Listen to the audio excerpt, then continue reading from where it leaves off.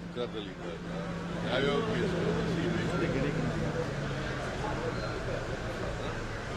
ಕೊಟ್ಟಿದ್ದಾರೆ ಒಂದೊಂದು ಕೇಸ್ ಮತ್ತೆ ಅವ್ರು ಯಾರು ಯಾವ ಕಾರಣಕ್ಕೆ ಪದೇ ಪದೇ ಸಿಬಿಐ ಅಂತಾರೆ ಸರ್ ಅವರು ಅಧಿಕಾರದಲ್ಲಿದ್ದಾಗ ಕೊಟ್ಟಿದ್ರು ಎಲ್ಲ ಕೇಸ್ಗಳು ನಾವು ಡಿಮ್ಯಾಂಡ್ ಮಾಡಿದ್ವಿ ಕೇಸ್ಗಳನ್ನೆಲ್ಲ ಕೊಟ್ಟಿದ್ರು ಕೇಳು ಗೊತ್ತಾಯ್ತಾ ಕೇಳು ಅನೇಕ ಕೇಸ್ಗಳಿಂದ ಒಂದು 7 ಕೇಸ್ಗಳು ಸಿಬಿಐ ಜಾಸ್ತಿ ಕೇಸ್ಗಳು ಲಾಟರಿ ಕೇಸ್ ಸೌಜನ್ಯ ಕೇಸ್ ಉತ್ತರ ಜಿಲ್ಲೆಯಲ್ಲಿ ಕೊಟ್ಟಿದ್ದು ಕೆಲವು ಯಾವುದಾದ್ರು ಒಂದು case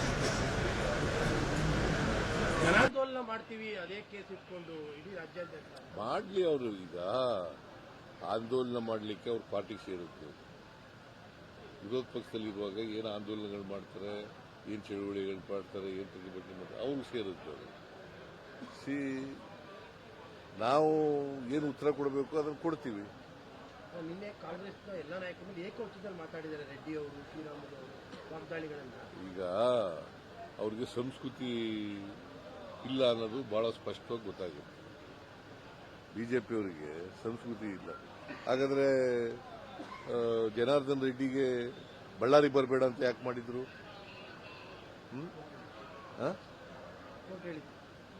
Ballari republic of Ballari ಅಂತ ಮಾಡಿದವರು ಯಾರು ಬರೆದಿದ್ದದು?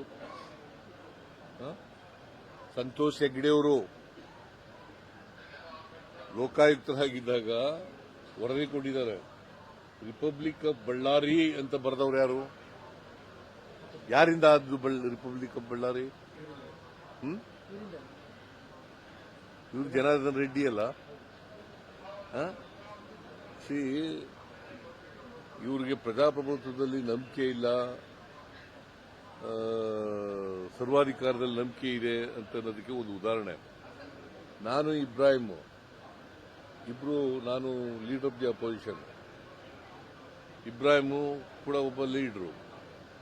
ನಾವಿಬ್ರು ಪಾರ್ಲಿಮೆಂಟ್ನಲ್ಲಿ ಹನುಮಂತಪ್ಪ ಎಲೆಕ್ಷನ್ ನಿಂತಿದ್ದಾಗ, ಲೋಕಸಭೆಗೆ ನಿಂತಿದ್ದಾಗ ಹೋಗಿದ್ದೀವಿ. ನಮ್ಗೆಲ್ಲೂ ಜಾಗ ಕೊಟ್ಟಿಲ್ಲ. ಉಳ್ಕೊಳಕ್ಕಲ್ಲಯ್ಯ, ಪಬ್ಲಿಕ್ ಮೀಟಿಂಗ್ ಮಾಡಕ್ಕೆ, ಕ್ಯಾಂಪೇನ್ ಮಾಡಕ್ಕೆ ನಮ್ಮ ಕ್ಯಾಂಡಿಡೇಟ್ಗೆ ಎಲ್ಲೂ ಕೊಟ್ಟಿಲ್ಲ. ಕೊನೆಗೆ ಒಂದು ಕುರುಬರು ದೇವಸ್ಥಾನದ ಹತ್ರ ಮಾಡದ್ದು ನಾನು.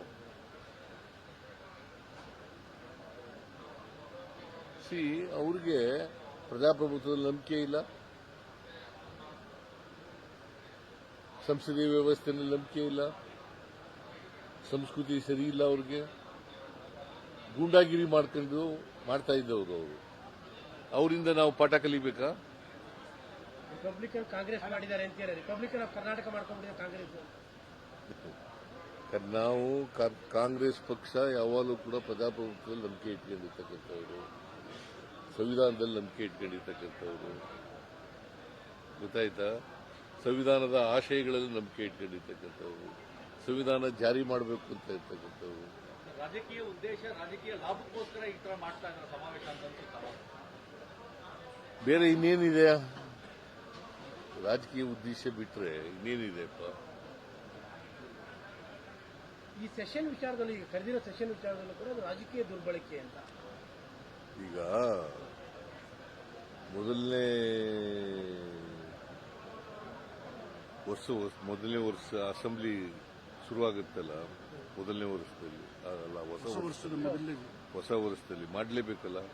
ಸಂವಿಧಾನ ಸ್ಪಷ್ಟವಾಗಿ ಹೇಳ್ತದೆ, it's A mandatory and the part of the government. Joint session ಮಾಡೋದು ಮ್ಯಾಂಡೇಟರಿ, ಅದು ಮಾಡ್ತಾ ಇದ್ದೀವಿ. ಅದ್ರ ಜೊತೆಗೆ ಈಗ ನರೇಗಾ ಉದ್ದೇಶ ಏನು ನಿಮಗೆ? ಅದು ಗೊತ್ತಾ ನಿಮಗೆ? ನರೇಗಾ ಉದ್ದೇಶ ಯಾಕಾಯ್ತು ಅಂತ? ರೈತರಿಗೆಲ್ಲ ಕೇಳಪ್ಪ, ಇಲ್ಲಿ right to work, right to information, right to education, right to food. ಇದನ್ನ ಮಾಡಿದವ್ರು ಯಾರು? UPA ಗೌರ್ಮೆಂಟ್ ಮನಮೋಹನ್ ಸಿಂಗ್ ಅವರು ಪ್ರಧಾನಮಂತ್ರಿ ಆಗಿರುವಾಗ ಮಾಡಿದ್ದು. ಅದನ್ನ ಹಾಳು ಮಾಡಕ್ ಹೊರಟಿದ್ದಾರೆ. ಅದಕ್ಕೋಸ್ಕರ ವಿಶೇಷ ಅಧಿವೇಶನ ಕರೆದು ಅದನ್ನ ಖಂಡಿಸಿ ಮತ್ತೆ ಮನ್ರೇಗನ ರೆಸ್ಟೋರ್ ಮಾಡಬೇಕು. ಈಗ ತಂದಿರತಕ್ಕಂಥ ಕಾಯ್ದೆ ಇದೆಯಲ್ಲ, ಎಂಥದ್ದು VBG ರಾಮ್ಜಿ, ನೀವೊಬ್ಬರೇ ಕರೆಕ್ಟಾಗಿ ಹೇಳ್ತಾ ಇರೋದು. ನೀವೊಬ್ಬರೇ ಕರೆಕ್ಟಾಗಿ ಹೇಳ್ತಾ ಇರೋದು. VBG ರಾಮ್ಜಿ ಗೊತ್ತಾದ್ರ ಅರ್ಥ? ಅದನ್ನ ಎಕ್ಸ್ಪೆನ್ಷನ್ ಗೊತ್ತಾದು ಹೇಳೋ ನೋಡೋಣ. VB ಅಂದ್ರೆ Viksit Bharat, guarantee for Rozgar, Ajeevika mission Gramin. ಅದರರ್ಥ ರಾಮಲ್ಲ, Rozgar, guarantee for Rozgar, Ajeevika mission Gramin ಅಂತ ಅದರ ಅರ್ಥ. ಮೊನ್ನೆ ಡಾಕ್ಟರ್ ಡೀಟೇಲ್ ಪ್ರೆಸ್ ಮೀಟ್ ಮಾಡಿದ್ರು. ಡಾಕ್ಟರ್ ಮಾಡಿದ್ರು ಡೀಟೇಲ್ ಆಗಿ. ಸರ್ ಇದು ಲೋಕಾಯುಕ್ತ ರೈಡ್ ಆಗಿದೆ ಸರ್ ಇಲ್ಲಿ ಅಬ್ಕಾರಿ DC ಮೇಲೆ ಸರ್. ಅವರು ಒಂದು 2 ಕೋಟಿ ಲಂಚ ಇಸ್ಕೋಬೇಕಾದ್ರೆ ರೈಡ್ ಆಗಿದೆ ಸರ್. ಅವರು ಕೂಡ ಒಂದು ಆಡಿಯೋ ಸಿಕ್ಕಿದೆ. ಆಡಿಯೋದಲ್ಲಿ ಈಗ ಯಾರು ತಿಂತಾರೆ ಅವ್ರ ಮೇಲೆ ಕ್ರಮ ತಗೊಳ್ಳಿ. ನಾವು ಅದ್ರ ಮೇಲೆ ಅದಕ್ಕೆ ಅಡ್ಡಿ ಬರಲ್ಲ. ಸಚಿವರ ಹೆಸರಿದೆ ಸರ್, ಅಬಕಾರಿ ಸಚಿವರ ಹೆಸರಿದೆ. ಅವರು ಕೊಡಬೇಕಾಗಿತ್ತು. ಗೊತ್ತಿಲ್ಲ ನನಗೆ, ಗೊತ್ತಿಲ್ಲ. ಅಲ್ಲ, ಬಿಜೆಪಿ ಅಲಿಗೇಷನ್ ಅದ್ರ ಮೇಲೆ ಶುರುವಾಗಿದೆ ಈಗ. ಅಲ್ಲಿ ಭ್ರಷ್ಟಾಚಾರ ನಡೀತಾ ಇದೆ ಇಷ್ಟರ ಮಟ್ಟಿಗೆ. ಲಿಕ್ಕರ್ ಸಚಿವರು ಅದನ್ನ ಈಗ 40% ಕಮಿಷನ್ ತಗೋತಾರೆ ಅಂತ ಯಾರು ಹೇಳಿದ್ರು?